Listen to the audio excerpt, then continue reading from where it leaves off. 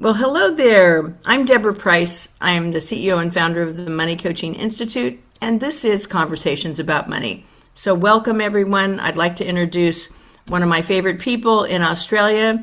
This is Sheila Cabacungan, and Sheila is a certified money coach and a financial advisor based in Sydney, Australia. And Sheila, thank you so much for joining me and sharing a bit of your story. If you don't mind, I'm just going to jump in. Oh, absolutely. And thank you so much for having me. It's always such a pleasure to catch up with you, You are so even if, welcome. and hopefully one day in person. Undoubtedly, hopefully this year. So, Excellent. so Sheila, I have so much regard for you, not just because you're a really good coach and because you've been so dedicated to learning and adapting this work into your practice, but also just because you have been yourself on quite a journey of in your own life of trying to integrate an entirely new body of work that prior to this was completely unknown to you, but you had somehow the courage and the confidence to be an early adopter. In fact, I think you're one of the first coaches I trained in Australia many years ago. And I Yeah. just wanted to ask you what it was that brought you here, that inside of you said, this is just something I have to do. How did you arrive at that place? So I think I was on the search midway through my financial planning career around, I was on a search for why clients do not implement or break down in terms of, I would create a beautiful technical plan that would cover all of the goals and objectives that would get them to where they wanted to go, that, had them spending well and paying off debt and building wealth. And then for reasons that had nothing to do with the strategy itself, the whole thing would break down. It would take a market shock. It would take a work crisis, a family crisis, and the whole thing would just come unstuck. And I had no formal training in my financial planning coursework or even in my economics degree that could explain that aside from, oh, that's just human behavior. And I'm going, but this is happening to every single client at different points in time. And sometimes it wasn't even a crisis, it was a windfall or a positive Yeah. catalyst that was getting them stuck and paralyzed in what I now see as patterns of behavior that go all the way back to how we were with money as children and the habits and patterns of behavior that were formed back then. And I think when money coaching came to me, it came at a time where I had some big aha moments around, wow, this is why people are the way they are about money. It's got nothing to do with how they've learnt about, how they've been trained to use it. Most of us weren't trained to use it, but it's how they see themselves and the role that money plays in their life, and Mm-hmm. all of the little relationships that they formed with money, but also they formed with themselves and the people around them that they care about, and their place in this economic matrix that this world has created around us that we have to operate in. So I guess really big picture, money coaching is kind of the approach and the techniques that we've learned in money coaching and that core process has opened up the world for me to have different types of conversations in how I deal with people when it comes to money. And that obviously informed my financial planning practice, but it did something more for me in terms of how I'm able to take that work out in the community. And it created a radio show and a podcast that still goes on to this day. It's helped me work with all sorts of different people from all different walks of life because money is a universal thing. I think you say in your book that money is one of those universal agreements. Everyone has agreed about money, about what money is and what value it places on securing every stage of our life. Right. Yeah. So it gave me a way to have a conversation with anyone, literally people on the street to people who I'm going to take on as clients, even with family members, around money and the place that money is going to have in your life. But you've got to look at that core process, being able to have language to unpack all of the history that we've got. So that's how it's changed for me personally. And I went on that journey. I'm still on it. I am still on it. And I think it creates a different discovery process in terms Mm-hmm. of how I then end up putting that plan together for a client. But more importantly, how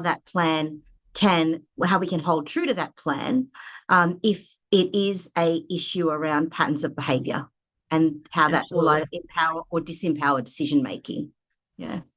Yeah, and I don't know, we have a very similar background because I also started out and spent many years in the financial advisory field working on the practical side of money and investment management and financial planning, but I decided to make a big right turn and detoured out of that into money coaching and started the Money Coaching Institute. But I'm curious from your standpoint now, because you're one who integrates it fully. So, I'm strictly the behavioral side of money. The Money Coaching Institute only focuses on that, although I do a fair amount of planning, but I give no investment advice any longer. As an integrated body of work, I'm curious, is it something that you find that you do with all of your clients, or do you put it out there to all of your clients, or how does it work structurally in your practice as you have integrated? I'm just curious. So I think what it's done for me is it's changed the nature of my conversations with as a starting point, and how I deal with conversations through the decision-making process to I implement a see. financial plan. Okay. And also to stay true to that plan. The core process itself is kind of embedded in what I call discovery. And discovery is that in any financial planning process, discovery is the most important part. It's not the strategies and where do we put the investments. It's not the prescriptive, you put this much into superannuation and this is how you pay down your debt and this is how you're going to budget. Because all of that will come unstuck if the behavior isn't set right, or if you That's can't right. actually modify the behavior and the plan's easy to modify, but you've got to be able to see the patterns of behavior. They're going to either make that plan work or challenge that plan anyway. So what it's done for me is that I build a discovery process around getting to know the individual and the family that I'm working with, and understanding what's the history of their relationship to money. And Yeah, that's the language that I do use. And I mean, I think traditional financial planning find that language very confronting and very different anyway. Right. So um, absolutely. because the fact that you think that I'm saying you have a relationship to money is mind-blowing originally, and then we start to do the work, or we start to go, well, what was your first, you go through the core process. What was your first memory, or what did you make money mean? And you then see how their patterns of behavior in the relationship to money has picked their careers, it's picked their partners, it's given them their investment portfolio, or their absence of one. It's colored their attitude towards insurance. It's colored their attitude and behavior around estate planning, or even conversations about mortality and death, or even illness. And when you start to unpack that and have that type of conversation with the client, it really cuts through. And the thing is, it really cuts through to, okay, well, this is the what's so of your money. This is why you are the way that you are. And this is why you have what you have. Now, what do we need to do? And what behaviors do we need to change? What patterns do we need to acknowledge? What grace do we need to give our past selves to then be able to say, all right, this is what we want. Is it really what we want? Or is this Yeah, the tyrant or the victim or the martyr speaking?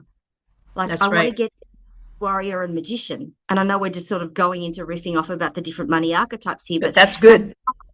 that's the type of language that you can bring into the conversation, because I can distinctly remember where people have done this work with me, and we're dealing with a market, investment markets that are in absolute turmoil. Right. And I will be having a conversation to try, and the goal is really to keep the client invested. And I will actually say to them, who am I talking to right now? Am I talking to victim? Am I talking to tyrant? Am I talking to who am I talking to? Which archetype is driving this car right now? Because we need to deal That's with that the coming best up. way to do it too. Because And then they then, make that association for themselves that maybe somebody else should be driving right now. yeah, so And should they I have it. actually, Yeah. my magician's sitting in the back seat because the tyrant's taken over, or my victims come up because of the stuff that I'm related to in the past that I'm bolting onto this particular situation. It's clouding the decision making. So it's a great framework to have those sorts of conversations, and it just cuts through. It also means that you can take this language to a family or to a group dynamic, or even a business. And that the business archetype work, I think, is something that I've latched onto as well, because my practice is focused on supporting family businesses. It's be another language, that we're all on this journey towards becoming a master, but some of us go into business because of our rebel. That's right. That's right. It's interplay, right? And what's even interesting is that when you get into this work, you can kind of see patterns of behavior on the money personality side, on the money side, who you are around money, but also how that's relating to how you are as a business owner, That's right. and what those archetypes look like. So you've really got this beautiful framework and this matrix that you can work within, that you can then sort of bolt onto, well, what's the real world looking like, and what am I internalizing and putting out there into the world as I run my business, as I make my money decisions, as I relate to my family. It's a completely different approach to financial planning. I can distinctly remember I can see two phases of my financial planning career: before the money coaching and the business archetype work, and after, because it's completely changed how I do things. As an integrated practice, it doesn't necessarily mean that every client gets the core process at the one point in time, but elements of the core process will always make their way into the conversation if they've happened to work with me beyond a single issue. Yeah. And the privilege I have is that I definitely see that my practice, my relationship with clients has deepened to the point where most of my clients have been with me for an average of 5 years or longer, and I'm privileged enough to hold multiple generations of a family in an advice relationship, managing the conflicts and everything else that we've got to manage here, but in Australia. But the conversations that I'm able to have with that founder client, who then heads the family, it actually helps them deal with what will be succession issues down the track. Yeah. And that's a really big thing too.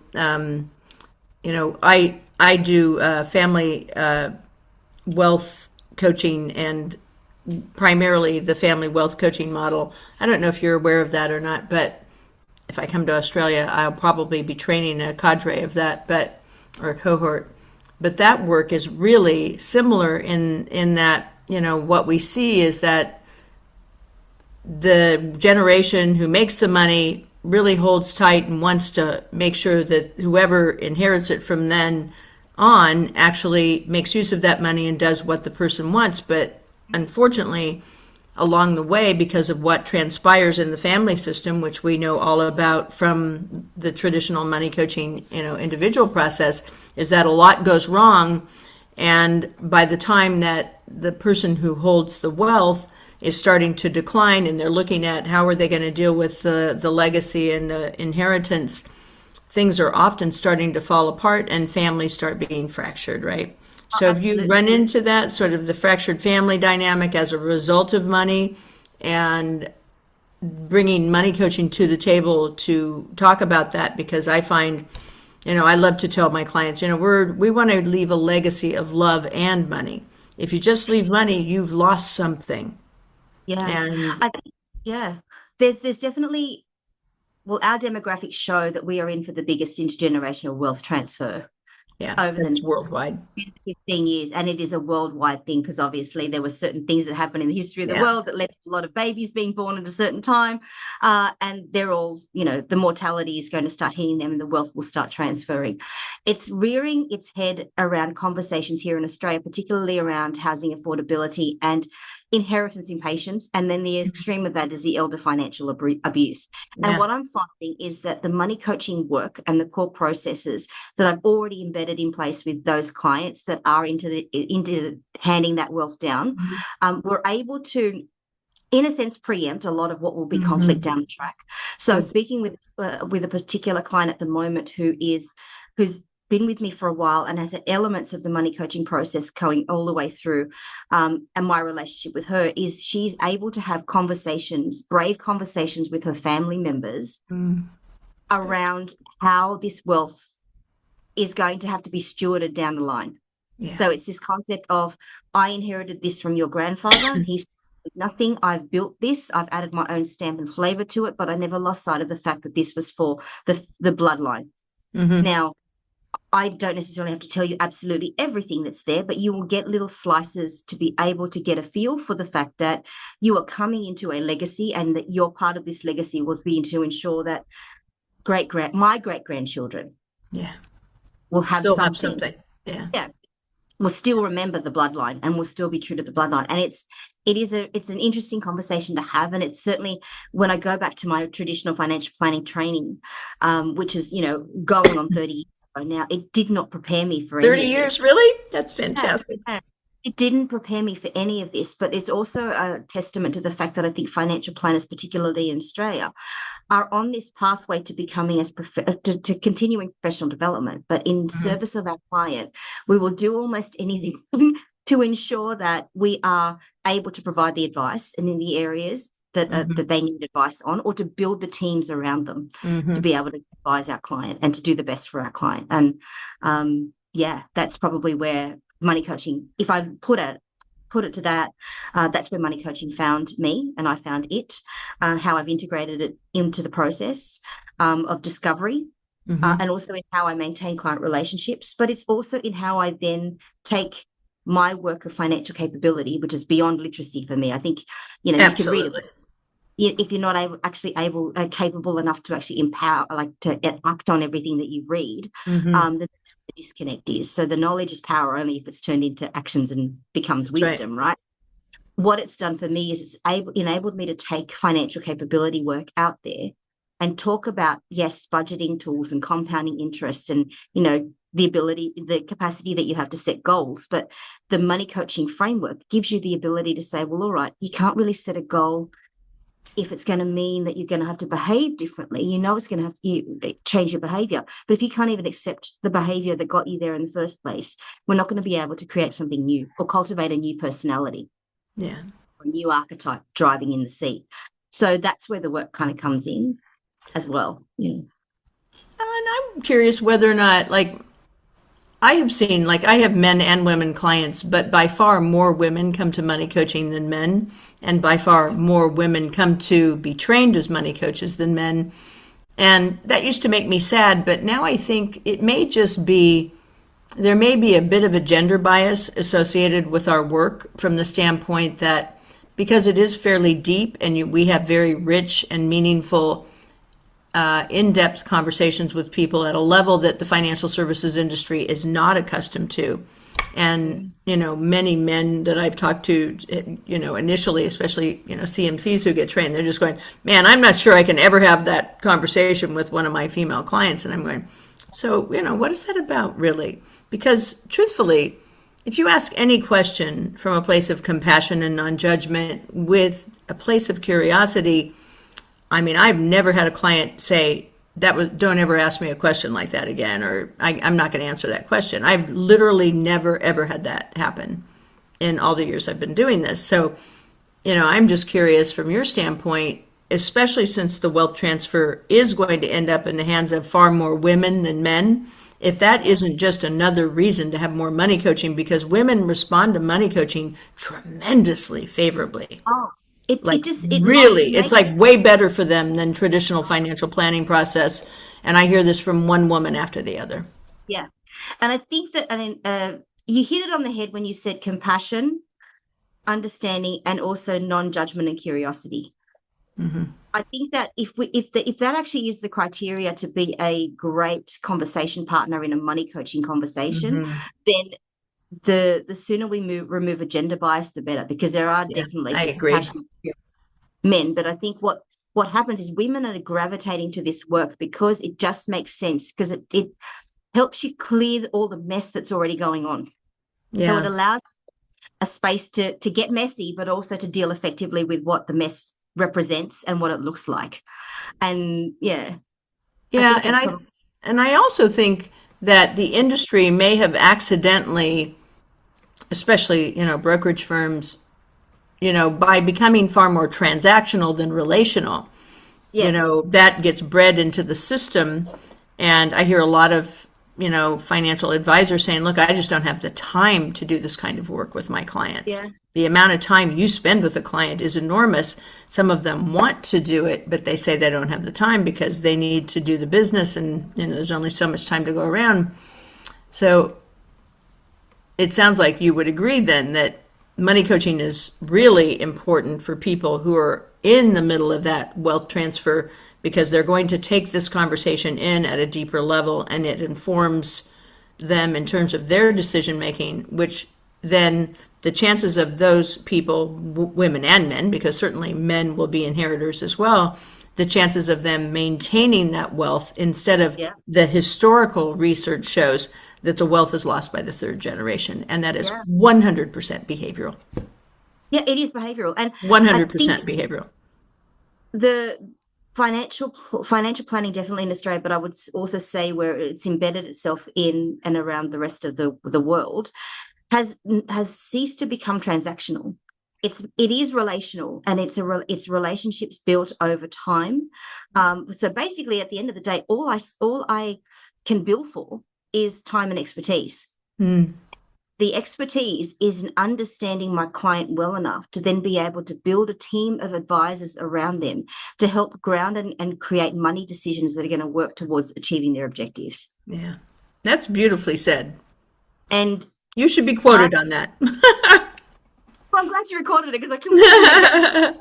That's a very, very important thing that you just said. Truthfully, Yeah, it is. That is essentially what I do, and I can't do. I mean, particularly in the Australian context of financial advice, I know my lane and I know what I've got to, what I can and can't do for a client, which means I have to rely on like-minded collaborative lawyers, and particularly in personal services law. So when there's family breakdown, or an estates law, when there's estates and succession plans want to put in place so that they don't become disputes down the track. Good accounting and good business law, business advisors as well. So my clients, who are largely business owners living out in working class Western Australia, Western Sydney, I need to build those teams, but I also need to have the client trust me implicitly enough to be able to share their stories, their fear and their greed, what's motivating them, and also be able to work with that and come away from it with, okay, this is the patterns of behavior that have happened in the past. This explains why the portfolio, your business is the way that it is. Is that acceptable for you, or what do we need to change? What do we need to shift? Okay, we can do that strategically. Here's the investment strategies and the actions we need to take. But I've also got to take them on a behavioural change. That's right. In some cases, we're also in mental health support. So, from your standpoint, would you say that you think that money coaching largely also helps you to know your customer, and therefore is way above and beyond the necessary, what the traditional know your customer and advice, only in relationship to how you understand your customer, which, in my opinion, the industry's version of how they go about that is flawed, only because there's no way they could really know their customer from those questionnaires, right? They only know their customer relative to risk investing, but even only a little bit, right? Yeah, I think know your client for the longest part of the financial for most of my financial planning career, and it still is, was very limited to the fiduciary duty of collecting the data to be able to write them a financial strategy. So it was all the financial information. It was all of the the biography type stuff. It was all of the demographic type stuff. How old are you? Where what's your pattern of work? Just the facts. It's your money. It's all the facts. And yes, the facts are definitely important. Right. But at the end of the day, you need to know why the facts are the way that they are, like what created that scenario, particularly if they're in crises. Right. So how did this business go about, going from, 6 figures down to you can't even pay the electricity and the wages? Like, what happened, and how much of that was circumstantial and beyond your control, but how much of it was within your control? Because even if we can resurrect this thing, your patterns of behavior will probably even be more entrenched in the way that you are victim, tyrant, all of the, and maybe even a bit innocent. But if we can't unpack how you got there and why you made those decisions and what was really going on in head and heart, then we're going to repeat those same mistakes and probably make it worse. Well, that's what the research shows. Usually, for example, a person comes into a certain amount of money via inheritance, death, windfalls, you name it, and within 3 to 5 years, they're either right where they started or they're worse off. Yeah. And we know that's all behavioral. It's behavioral. And look, there's only so much that a financial plan on paper can regulate behavior, right? So, for example, a savings plan, a budget, they're only as good as the human that's actually going to make it happen. That's right. And you can automate so much of it, yes, but it only takes one human action to unpack an entire strategy. Like, you think about it when markets are falling, and the conversations that I used to have with clients around, no, just stay the course. This is going to be okay. It's not Armageddon. Right. That's right. I'm finding less and less of those conversations, even conflict going on right now because we've had those they've made the behavioral adjustments or they've had enough experience. Excuse me. That's okay. Yeah. Yeah, it's pretty fascinating. I mean, I'm pretty convinced now, and some of the research that I'm working on currently, I think will be able to prove that, money issues and even poverty, which is a very large systemic money issue, is a treatable disorder. Mm. They're not, goodness gracious, excuse me. It's not a disease, Yep. but there are disorders relative to money. And these are patterns and behaviors. They're emotionally driven.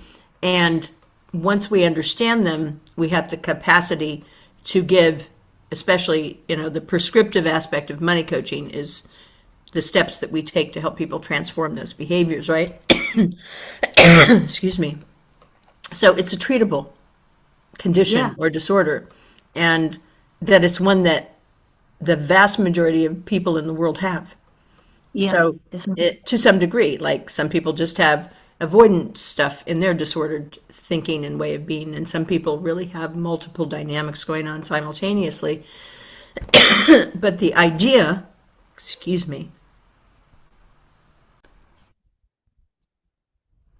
so just, think about that idea that, as money coaches, we can go out there and say, look, money disorders are not only are there literally hundreds of them, and that many people do suffer from them, they just haven't named it yet. They don't really know what they're dealing with, and therefore they cannot change it. But think about the idea that we know without a doubt now that whatever the condition or disordered aspect of the person's way of being without money is completely treatable, solvable. Yeah. And that includes poverty. That includes any issue, because once you name it, you have power.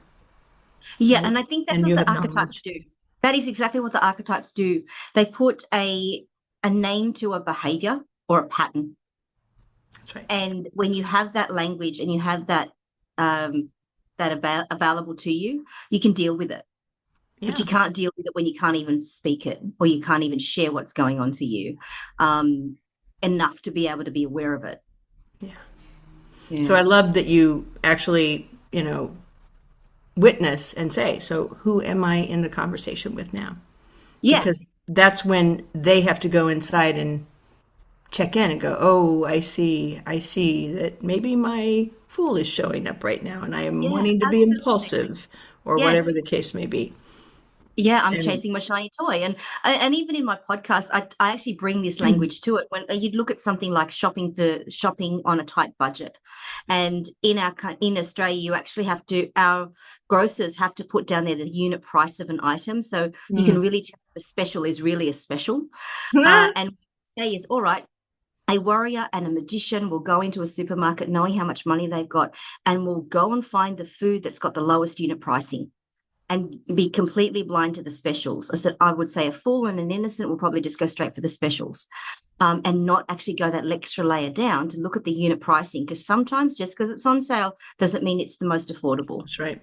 Yeah. Yeah, so it comes into the language of how I communicate, That's and I actually am only realizing lately that it's so embedded that sometimes people have to call me up and say, "Well, what are you talking about with warriors and magicians?" And yeah. and then I Yeah. actually refresh the work again and bring up the archetypes in a future episode, or point them to a previous episode of the podcast, or just educate them in the fact that there is a language that we can use That's and right. archetypes that we can use to name our feelings and name our behaviors. And just know when we're talking about archetypes, they're not your personality and they're not fixed. Nothing about you is fixed. Nothing about us is ever fixed.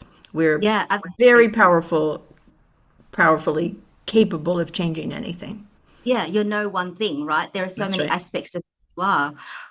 And sometimes you need to let those people out to play, That's those right. aspects of personality, Absolutely.